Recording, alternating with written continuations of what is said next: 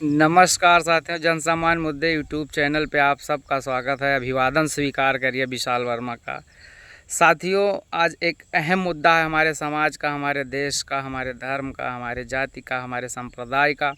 बहुत ही अहम मुद्दा है जो हमारे एक फैन फॉलोवर साथी के द्वारा सुझाया गया है। मुझे उसी मुद्दे पर अपना विचार विमर्श रखने के लिए, अपनी बातों को साझा करने के लिए आज जनसामान्य मुद्दे प्लेटफॉर्म चैनल पे आए हैं। साथियों, एक बागी बलिया ज़िले के साथी गुलशन कुमार जी एक दिन हमारे पास फ़ोन करते हैं और कहते हैं कि मित्र, आपका कार्य प्रशंसनीय है। वो हमको संबल प्रदान करते हैं। तत्पश्चात वो कहते हैं साथियों कि मित्र, एक बहुत ही अहम मुद्दा है, बहुत ही इम्पोर्टेंट मुद्दा है, दुर्व्यसन, जो हर जाति के, हर धर्म के, हर संप्रदाय के और हर देश में कमोवेश लोग दुर्व्यसन में फंसते जा रहे हैं। आज का जो भौतिक परिवेश है, जिसको हम आधुनिकता कहते हैं, इसमें दुर्व्यसन का मतलब होता है किसी भी चीज़ की लत लग जाना, एडिक्शन हो जाना साथियों। चाहे वो किसी नशीले द्रव्य का हो या किसी व्यक्ति के प्रभाव में हद से ज़्यादा चले जाना, या किसी भी बात का एकदम से लत लग जाना, इसी को हम दुर्व्यसन कहते हैं। साथियों, दुर्व्यसन, नशा, लत लग जाना चीज़ें एक ही हैं। तो आइए हम बात करते हैं कि नशा लोग पहले करते ही क्यों हैं। साथियों, नशा दो ही तरीके से होता है। जितना मैंने अध्ययन किया है उसमें निकल के चीज़ें आती हैं कि नशा सिर्फ दो ही चीज़ों से होता है।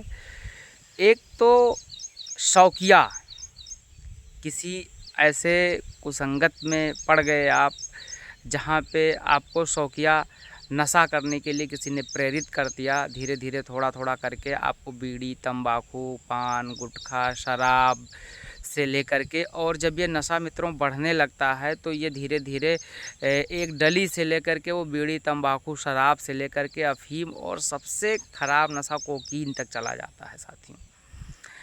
और उसके बाद में जब आदमी लत में पड़ जाता है तो वहाँ से निकलना बहुत ही मुश्किल होता है। जो बहुत ही संघर्षी और बहादुर व्यक्ति होता है वो ही इस नशे से निकल पाता है, लत से निकल पाता है। क्योंकि जो आपकी आदत बन जाती है तो आदत सुधारने से, बहुत मेहनत करने से सुधरती है, आसानी से सुधरती नहीं है।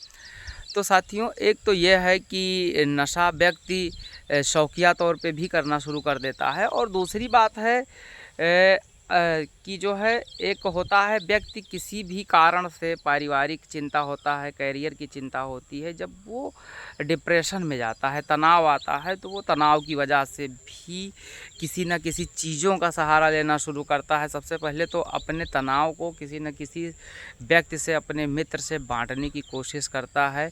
जब अक्सर होता क्या है, ऐसे कोई तनाव में मिले तो उसको संबल प्रदान करना चाहिए, उन्हें अच्छी चीज़ें बताना चाहिए, उनको पॉजिटिव चीज़ें बताना चाहिए। दोस्तों, जब उस व्यक्ति का कहीं कोई सहारा नहीं बचता तो अंतोगत्वा हुआ देखकर समाज को, या किसी भी तरीके से वो डिप्रेशन में हुआ व्यक्ति भी, ऐसा प्रायः देखने को मिलता है कि वो नशे की शरण में ही जाता है। कोई शराब पीता है, कोई अफीम, चरस, कोकीन, मार्फीन, गांजा और कुछ दवाइयाँ भी नशे की श्रेणी में आती हैं। दवाओं का भी सेवन अधिक से ज़्यादा करने लगते हैं, वो भी एक तरीके की लत ही होती है साथियों। तो इनसे बचना चाहिए। और एक तो नशे की बढ़ोतरी का कारण जो मुझे लगता है दोस्तों, जैसे मान लीजिए जुआ भी एक तरीके का एडिक्शन ही है, लत ही है, दुष्प्रभाव ही है, दुर्व्यसन ही है साथियों। जैसे जब सरकारों के संरक्षण में ही चल रहे हैं, टैक्स भारी भरकम दिया जा रहा है, ड्रीम 11 और तमाम चीज़ें ऐसी चल रही हैं, तो लोग खेल रहे हैं, उसका प्रचार प्रसार बाकायदा बड़े बड़े सेलिब्रिटीज़ कर रहे हैं, कहीं कोई क्रिकेटर कर रहा है। शराब का, तंबाकू का, बीड़ी का, सिगरेट का, ऐसा कौन सा नशा है जिसका बड़े बड़े सेलिब्रिटीज़ प्रचार नहीं करते हैं? बताइए, दाने दाने में केसर का स्वाद। अब बताइए दोस्तों, अगर दाने दाने में केसर का स्वाद है तो ऐसे लोगों को प्रचार जो कर रहे हैं उनको पहले पकड़ के खाना पानी उनका जो है परित्याग करवा दिया जाए और उनको जो है केसर का ही स्वाद दिया जाए, क्योंकि केसर खाने से समझ लीजिए कि बहुत ज़्यादा स्फूर्ति शरीर में आती है। सबसे ताकती चीज़ों में केसर आता है, जो जम्मू कश्मीर में पाया जाता है। अब वो केसर बताइए नशे वाली चीज़ में मिलेगा आपको क्या? तो ऐसे मतलब हम तो सरकार से गुजारिश करेंगे कि जो है जो भ्रामक प्रचार हैं, जैसे वो चाहे शराब का हो चाहे बीड़ी सिगरेट, जो समाज के लिए और देश के लिए अहितकर है, ऐसी चीज़ों का प्रचार प्रसार तो कतई नहीं होना चाहिए। इन चीज़ों से भी जो फिल्में हैं, पता नहीं कितना तो शराब पे गाना बना हुआ है, पता नहीं कितना बीड़ी सिगरेट पे गाना बना हुआ है। तो ऐसे गानों को तो कम से कम जैसे आने वाली हमारी जनरेशन है उसको ही बचा लीजिए आप, तो बहुत बड़ी बात है। ऐसे गाने जो है या ऐसे साहित्य या ऐसे जो है प्रचार प्रसार सामग्रियों पे कतई रोक लगना चाहिए, क्योंकि अच्छी चीज़ें समाज में बहुत ज़्यादा हैं जिनको हम आप प्रचारित करके पैसा भी कमा सकते हैं। जैसे अभी हम अपने YouTube चैनल पे ही बात करते हैं, जो मुद्दे की बात करते हैं, जन सामान्य लोगों की बात करते हैं, भले सब्सक्राइबर ज़्यादा ना हो, लाइक ना मिलता हो, कमेंट ना मिलता हो, 100 लोग 150 लोग 50 लोग देखते होंगे, 10-5 लोग ही लाभान्वित होते होंगे, वही हमारे लिए बहुत बड़ी बात है। हम पूरे संसार को प्रकाशित भले ही ना कर सकें, एक छोटा सा दीपक जला दें, ये छोटा सा प्रयास कर ले जाएं, इसी में हमारा जीवन धन्य है। इसी में नाचने गाने वालों का या मैं बुरा नहीं मानता हूँ, जैसे कला प्रदर्शित करना अच्छी बात है, लेकिन तमाम ऐसे हैं जो बहुत ज़्यादा अच्छा कंटेंट नहीं रहता, उनका कंटेंट भी समाज के लिए दुष्प्रभावी होता है, लेकिन उनके हज़ारों हज़ार व्यूअर होते हैं, सब्सक्राइबर होते हैं। इससे हमें और आपको लेना देना नहीं है। जो हमारे समाज के लिए, देश के लिए, राष्ट्र के लिए हितकर है, हमारे संप्रदाय के लिए हितकर है, ऐसी चीज़ों पर हमें काम करना चाहिए। और साथियों, आइए मुद्दे पर पुनः लौटते हैं हम। नशा कितने प्रकार का होता है, कैसे होता है, इन चीज़ों पे चर्चा हुई। अब साथियों हम बात करते हैं कि नशे के दुष्प्रभाव हमारे समाज में कितना देखने को मिल रहे हैं। तो साथियों तमाम ऐसे चोरी डकैती हत्या रेप के केस ऐसे मिले हैं कि व्यक्ति नशे में ही थे, वो सेंसलेस थे और ऐसी चीज़ें हो गई हैं। तो जब हम नशे में नहीं रहेंगे, अपने सेंस में रहेंगे, तो हमको सोचने समझने की क्षमता होगी। जैसे जो भी साथियों जो तंबाकू पदार्थ होते हैं उनमें निकोटीन की मात्रा होती है, वो भी हमारे मस्तिष्क के संतुलन को बिगाड़ देते हैं, हमारे मस्तिष्क को सुस्त कर देते हैं। या अल्कोहलिक पदार्थ होते हैं, वो भी हमारे मस्तिष्क पे ही सीधा अटैक करते हैं, जहाँ से सोचने और समझने की क्षमता शून्य के बराबर हो जाती है। वहाँ पे व्यक्ति सोच नहीं पाता, समझ नहीं पाता है और वो गलत कार्यों को करना शुरू कर देता है। तमाम तो हमारे समाज में ऐसे भी उदाहरण मिलते हैं कि नशे के लिए वो अपने माँ बाप को पीटते हैं, अपने बीवी को पीटते हैं। तमाम ऐसे उदाहरण मिलते हैं कि डीबीटी के पैसे जो मिलते हैं बच्चों को ड्रेस के लिए, उन पैसों से गार्जियन शराब पी जा रहे हैं।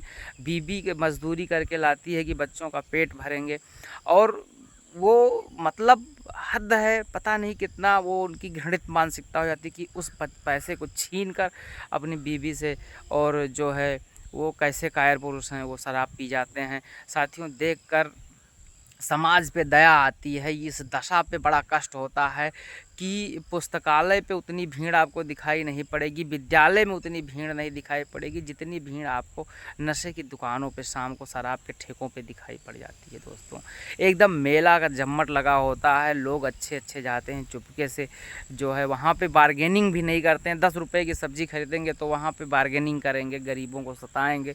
लेकिन शराब देने के लिए जाएंगे ठेके, पहले पैसा दे देंगे, वो 10 रुपया 20 रुपया 100 रुपये 50 रुपये, तीज त्यौहार के दिन महंगा भी देगा, लेकिन ऐसा लगता है कि ये अमृत है, नहीं पिएंगे तो ये मर जाएंगे, जी नहीं पाएंगे। तो ऐसी कायरता हमारे समाज में जो लोग हैं, ऐसे घृणित लोग हैं, उनको ये चीज़ें छोड़नी चाहिए। और है कौन विघ्न ऐसा जग में साथियों, मानव से बड़ा कुछ नहीं है, आपके आत्मसम्मान से बड़ा कुछ नहीं है। आप जब नशे में रहते हैं तो आपका आत्मसम्मान भी गिरता है, आपका धन भी जाता है, आपका स्वास्थ्य भी जाता है, आप कमाई तमाम प्रतिशत हिस्सा पहले तो आप नशे में खर्च कर देते हैं, फिर अपने कमाई का 70 से 80% हिस्सा आप दवा में खर्च कर देते हैं। और कभी कभी तो ऐसा भी होता है कि दवा के अभाव में अकाल असामयिक मृत्यु भी हो जाती है। ऐसे दशा में आपके परिवार को, आपके भविष्य को, आपके युवान को, आपके नौनिहालों को कौन संभालेगा दोस्तों। तो इन सारी चीज़ों पे प्लीज़ ध्यान देना चाहिए। जो लोग नशे की लत में हैं उनको नशा छोड़ना चाहिए, और बतौर शौकिया भी हमें नशे से बचना चाहिए, क्योंकि ये शौक़ कब धीरे धीरे लत बन जाए कुछ कह नहीं सकते। हमें पता नहीं चलेगा कि हम कब गर्त में गिर गए और अब हम बद से बदतर हो गए, हद से ज़्यादा आगे बढ़ गए जहाँ से आप लौट नहीं सकते। तो ऐसी परिस्थिति में जाने से पहले ही प्लीज़ आप और ध्यान दीजिए, और ऐसे हमारे आसपास पड़ोस में नाते रिश्तेदारों में जो भी लोग हों उनको आप समझाने का प्रयास करिए, और भले ही वह प्रयास असफल रहे लेकिन अपनी तरफ से कोशिशें जारी रहनी चाहिए। जब हमारा राज्य और समाज और हमारे आसपास के लोग स्वस्थ होंगे, सुखी होंगे, स्वच्छ होंगे और नशा मुक्त होंगे तो हम और आप भी सुखी रहेंगे।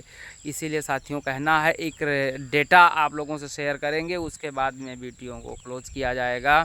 साथियों लगभग जो भारत में नशे करने वाले हैं, जो प्रत्यक्ष तौर पे डंके की चोट पर नशा करते हैं, हद से ज़्यादा नशा करते हैं, एक सर्वेक्षण के तहत निकल के आया है कि उनकी संख्या 22 करोड़। 125 करोड़ आबादी में 22 करोड़ ऐसे लोग हैं जो नशे में रजिस्टर्ड हो चुके हैं कि वो नियमित रूप से नशा करते ही करते हैं साथियों। और एक 2019 की रिपोर्ट है, उसमें 2.5 मिलियन लोगों की मृत्यु समूचे विश्व में सिर्फ और सिर्फ नशे के कारण हो जाती है। इस तरीके से नहीं होती है कि नशा किए और धीरे धीरे मृत्यु हो गई। इस तरीके की मृत्यु है कि नशे में होते ही उनकी मृत्यु हो जाती है। जैसे अत्यधिक शराब के सेवन से तत्काल मृत्यु हो जाती है, अत्यधिक मार्फिन, कोकीन, चरस, गांजा, अफीम लेने की वजह से उनकी तत्काल, ऐसी जो अकाल मौतें तत्काल हो जाती हैं, इनकी संख्या पूरे विश्व में साल भर में 2.5 मिलियन है। अब साथियों आप सोचिए कि जिन घरों और परिवारों के सदस्य ऐसे अपने अभिभावकों को, गार्जियन को, जो उनके घर को चलाने वाले होते हैं, वो नशे के शिकार में पड़ के इस तरीके से। और एक नशा ये भी होता है कि लोग एक दूसरे के मतलब करीब आने के बाद में, संबंधों में बंध जाने के बाद इतना खो जाते हैं, ये भी चीज़ देखने को मिला है। जो विशेषकर युवा हमारे हैं या शादीशुदा भी तमाम हैं, मतलब गलत कदम उठाते हैं कि हमने देखा है, और तमाम आप लोगों ने भी देखा होगा कि जिनको प्रेम प्रसंग कहते हैं उसमें भी पढ़ कर के अपने माँ बाप की इज्जत का ख्याल नहीं रखते हैं, या समाज के जो भी रूल रेगुलेशन है उनका ख्याल नहीं रखते हैं। हमारे कहने का मतलब है कि प्रेम स्वच्छ होना चाहिए, उसमें जाति, धर्म, क्षेत्र, भाषा, समाज ये तो मायने नहीं रखता, लेकिन कुछ सामाजिक बंधन हैं जो मायने रखते हैं। नैतिक मूल्यों को धारण करने से ही हमारा समाज आगे बढ़ेगा। इसलिए साथियों दुर्व्यसन परित्याग करना चाहिए। अंततः सिर्फ नशाखोरों के लिए हम इतना ही कहना चाहेंगे, ये आप लिख कर ले लो कि नशा नाश कर देगा, नशा नाश कर देगा, तरसोगे दाने दाने को, और हाथ में होगा कटोरा, कोई ना देगा खाने को। इसलिए साथियों समय रहते संभल जाओ और नशाखोरी से बचो और लोगों को बचाओ। अंत में विशाल कुमार का आप सभी लोगों से जन सामान्य मुद्दे यूट्यूब चैनल से एक गुजारिश है कि साथियों बारिश का महीना है, चारों तरफ हरियाली छाई हुई है, बहुत ही शांत, सौम्य और मधुर वातावरण है, मंद मंद हवा चल रहा है। और ऐसे ही माहौल में, जहाँ ऐसे ही माहौल में ऋषि और मुनि तपस्या करने के लिए ढूंढते थे, ऐसे ही माहौल में आकर के हमने आप लोगों के लिए एक बेहतरीन वीडियो बनाने का प्रयास किया है। एक बेहतरीन मुद्दा है नशाखोरी, इस पर प्रयास किया। तो साथियों आप लोगों से गुजारिश है, लाइक, कमेंट, शेयर और सब्सक्राइबर बढ़ाइए। लेकिन ये तो छोटा रिक्वेस्ट है, बड़ा रिक्वेस्ट ये है कि साथियों जब बहुत ज़्यादा तापमान बढ़ जाता है तभी हम लोग जो है वृक्षारोपण पर ध्यान देते हैं। साथियों प्रकृति सेवा सबसे बड़ी सेवा है, और प्रकृति सेवा का परिणाम, तात्कालिक परिणाम हमें मिलता है, 2-4 साल में हमें दिखाई पड़ जाएगा। इसलिए साथियों आप सभी लोगों से गुजारिश है कि इस बढ़िया एक उचित वातावरण में, उचित वर्षा ऋतु के मौसम में हम वृक्षारोपण करें, ज़्यादा से ज़्यादा छायादार और फलदार वृक्षों का चयन करें, और कम से कम एक वृक्ष एक व्यक्ति तो लगाए ही लगाए प्रत्येक साल। और साथियों, जिन साथियों के पास ज़मीन मान लीजिए उपलब्ध नहीं है, ऐसे तमाम साथी हैं, शहर में हैं या कहीं भी हैं, तो उन साथियों से गुजारिश है कि फुटपाथ पर पेड़ आप लगाइए और सड़कों से काफ़ी दूरी पे कम से कम 45 फीट, 55 फीट, 65 फीट जो मानक होता है पीडब्ल्यूडी का, उसमें आप वृक्षारोपण करिए और अपने रास्ते को, अपने खेतों खलिहानों को और अपने प्रकृति को सरल सौम्य मधुर बनाइए और स्वच्छ बनाइए, क्योंकि एक पेड़ हमारे लिए कई तरीके से उपयोगी होता है। स्वच्छ ऑक्सीजन देता है और हमारे जो परिवेश में तमाम हमारे द्वारा परित्यक्त जो है होते हैं, जैसे कार्बन डाइऑक्साइड वगैरह तमाम जो हमारे लिए हानिकारक होते हैं, उनका वो अवशोषण करता है। तो इसलिए वृक्षारोपण बहुत ही अनिवार्य है। जनसमान मुद्दे पर अंतिम तक बने रहने के लिए आप सभी साथियों का बहुत बहुत आभार। जय जोहार, जय संविधान, जय विज्ञान, जय हिंद।